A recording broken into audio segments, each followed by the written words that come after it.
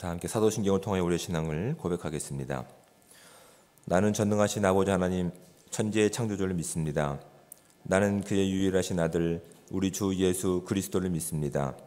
그는 성령으로 잉태되어 동정녀 마리아에게서 나시고 본디오 빌라도에게 고난을 받아 십자가에 못 박혀 죽으시고 장사된 지 사흘 만에 죽은 자 가운데서 다시 살아나셨으며 하늘에 오르시어 전능하신 아버지 하나님 우편에 앉아 계시다가 거기로부터 살아있는 자와 죽은 자를 심판하러 오십니다. 나는 성령을 믿으며 거룩한 공교회와 성도의 교제와 죄를 용서받는 것과 몸의 부활과 영생을 믿습니다. 아멘.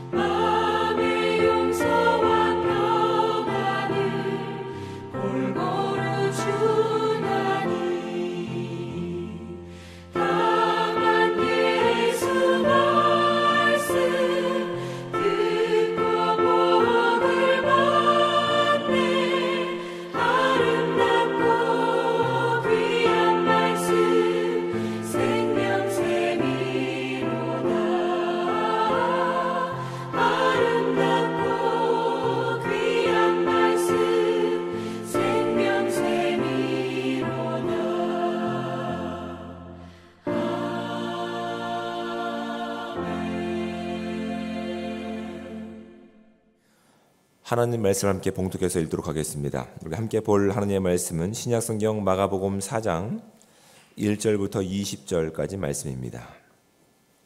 가능하신 분들은 저와 함께 한 목소리로 1절부터 20절까지 말씀을 합독해서 읽도록 하겠습니다.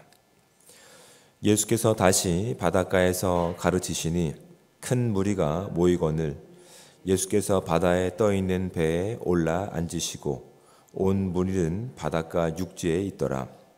이에 예수께서 여러 가지를 비유로 가르치시니 그 가르치시는 중에 그들에게 이르시되 들으라. 씨를 뿌리는 자가 뿌리러 나가서 뿌릴새 더러는 길가에 떨어지매 새들이 와서 먹어버렸고 더러는 흙이 얕은 돌밭에 떨어지매 흙이 깊지 아니하므로 곧 싹이 나오나 해가 돋은 후에 타서 뿌리가 없으므로 말랐고 더러는 가시 떨기에 떨어짐에 가시가 자라 기운을 막음으로 결실하지 못하였고 더러는 좋은 땅에 떨어짐에 자라 무성하여 결실하였으니 30배나 60배나 100배가 되었느니라 하시고 또 이르시되 들을 귀 있는 자는 들으라 하시니라.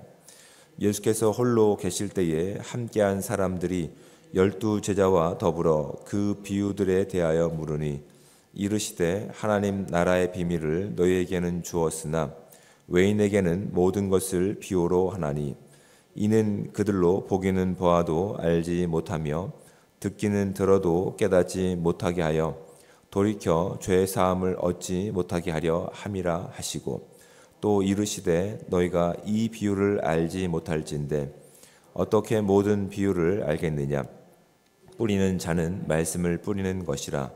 말씀이 길가에 뿌려졌다는 것은 이들을 가리킴이니 곧 말씀을 들을 때에 사탄이 즉시 와서 그들에게 뿌려진 말씀을 빼앗는 것이요 또 이와 같이 돌밭에 뿌려졌다는 것은 이들을 가리킴이니 곧 말씀을 들을 때에 즉시 기쁨으로 받으나 그 속에 뿌리가 없어 잠깐 견디다가 말씀으로 인하여 환난이나 박해가 일어나는 때에는 곧 넘어지는 자요 또 어떤 이는 가시떨기에 뿌려진 자니 이들은 말씀을 듣기는 하되 세상의 염려와 재물의 유혹과 기타 욕심이 돌아와 말씀을 막아 결실하지 못하게 되는 자요 좋은 땅에 뿌려졌다는 것은 곧 말씀을 듣고 받아 30배나 60배나 100배의 결실을 하는 자니라.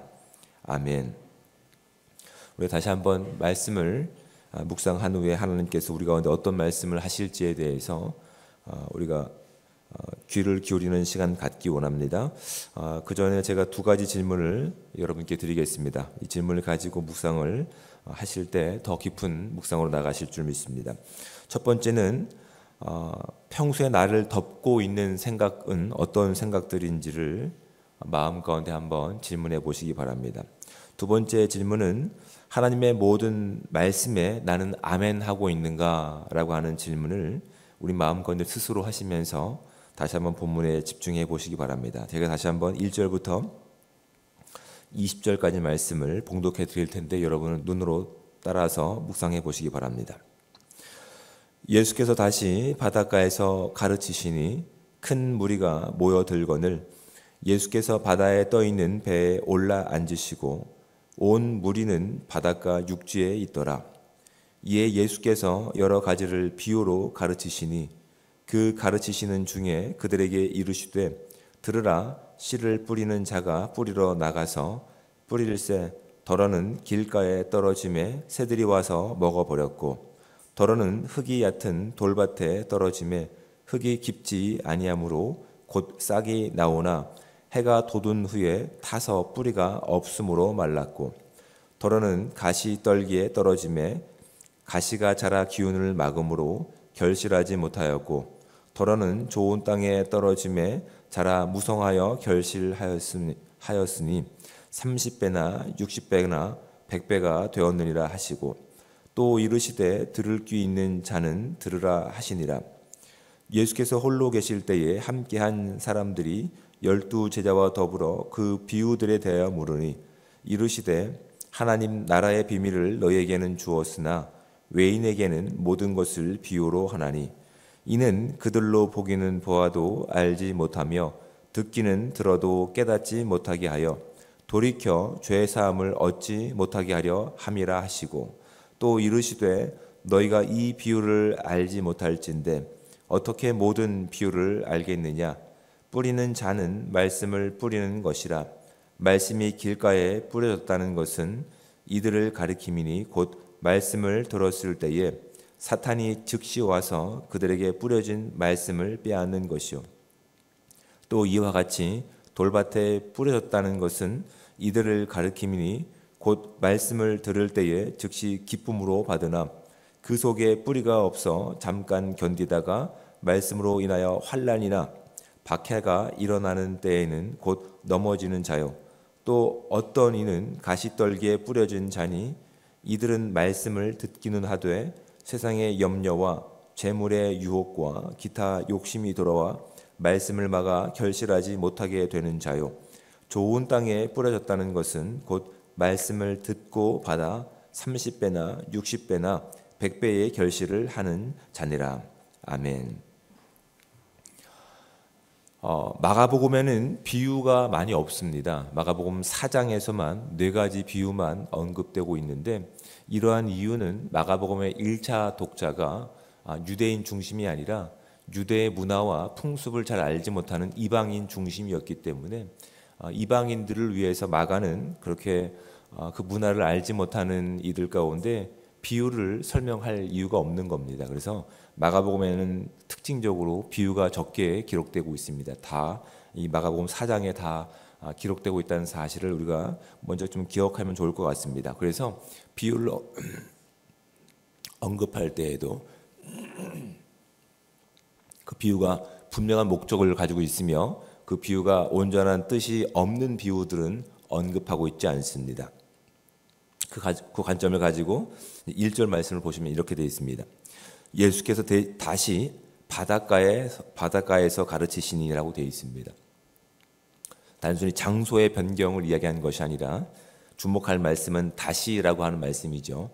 예수님께서는 하나님 말씀을 회당에서도 가르치셨고 또한 필요한 곳곳마다 가르치셨는데 특별히 또 바닷가에서 가르치셨습니다. 바닷가에서 가르치신 이유는 많은 사람들이 하나님 말씀을 들을 수 있는 기회를 주시기 위해서 그렇게 바닷가에서 자주 가르치셨다는 것을 언급하시기 위해서 다시라고 하는 반복적인 말씀을 기록하고 있는 겁니다. 다시 바닷가에서 가르치셨는데 재미있는 것은 무엇이냐면 큰 무리가 모여든 것이죠. 예수께서 바다에 떠 있는 배에 올라 앉으시고라고 말씀하고 있습니다. 여러분, 굳이 예수님께서 배에 올라 가르치신 이유가 무엇일까요? 너무 많은 사람들이 있었기 때문에 그들을 효과적으로 가르치시기 위해서, 배가 이렇게 유선형으로 되어 있지 않습니까? 안에 푹 파였기 때문에 소리가 이렇게 잘 전달되는 목적을 가지고 있는 경우도 있지만 또 한 가지 이유가 있습니다. 너무나 많은 사람들이 몰려왔는데 그 몰려오는 사람들이 어떠한 목적을 가지고 있었을까요?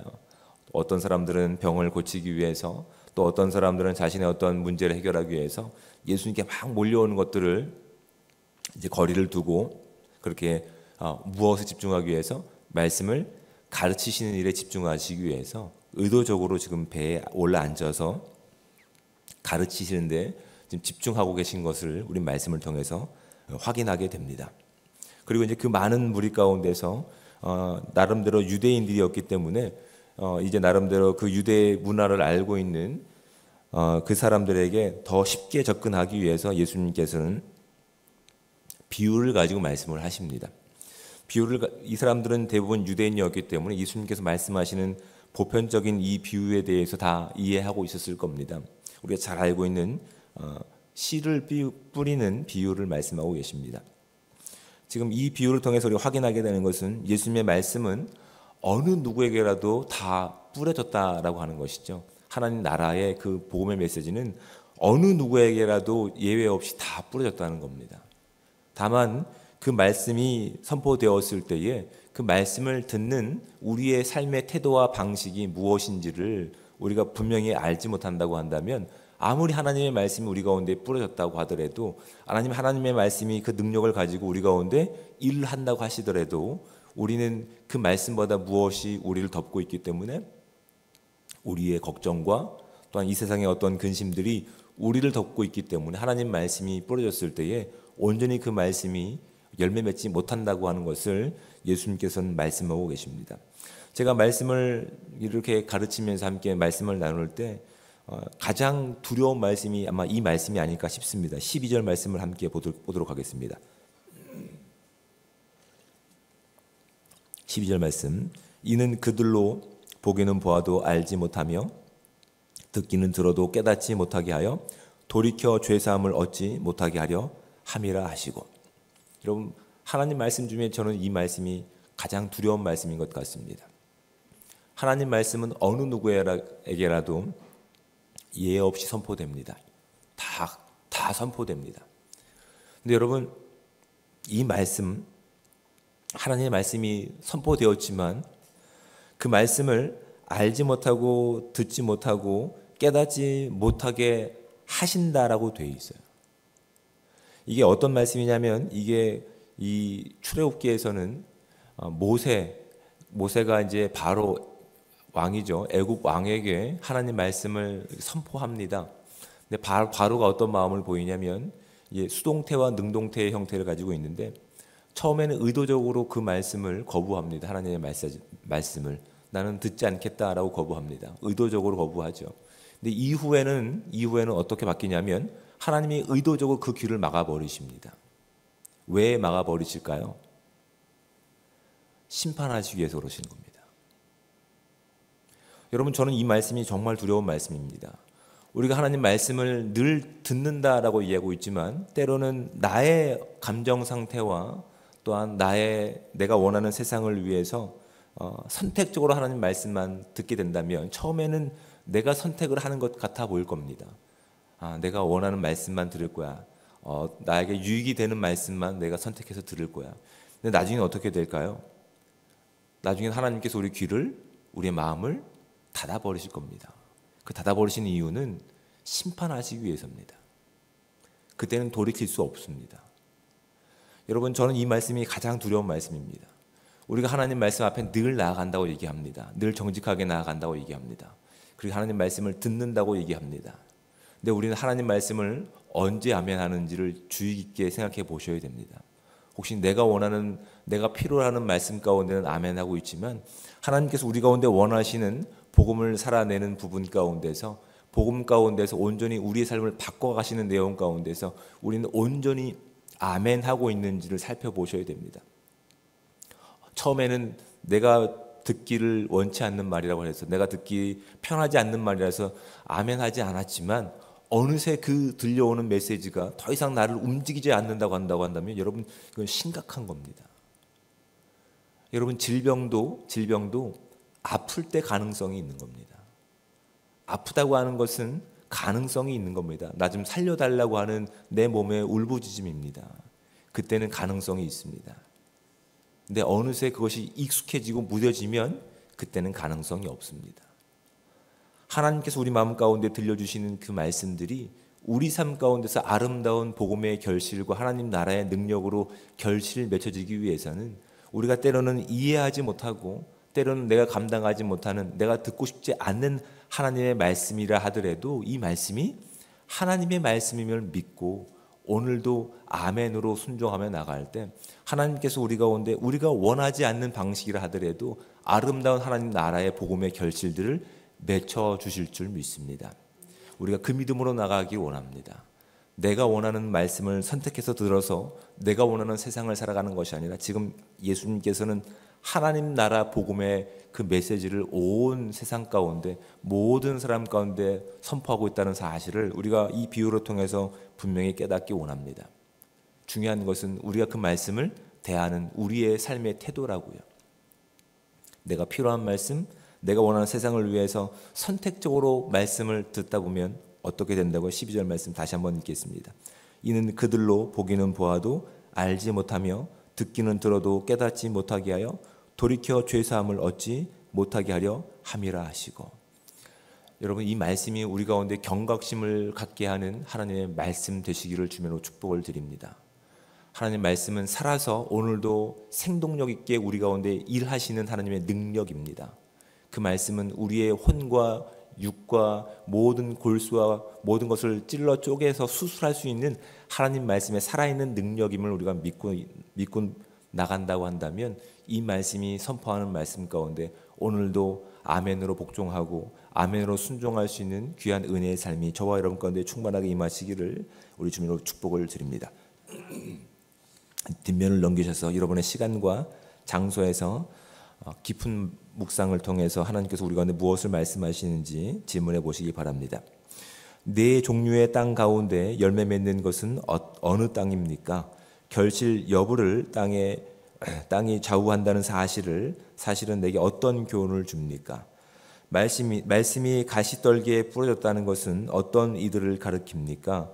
좋은 마음으로 말씀을 듣고 받아들이기 위해 내가 바꿔야 할 부분은 무엇인지 여러분의 시간과 장소에서 질문해 보시고 하나님께 답을 구할 수 있는 은혜의 시간들 되시기를 주님으로 축복을 드립니다. 기도하겠습니다. 사랑의 하나님, 은혜와 사랑에 감사합니다. 오늘도 거룩한 하루를 우리 가운데 시작하여 주시고 이 귀한 시간 주의 전에 나와서 주의 말씀 앞에 우리의 삶을 겸허히 내려놓고 주님께서 우리 가운데 어떤 삶을 원하시는지 말씀을 통해서 깨달을 수 있는 은혜 주심에 감사드립니다.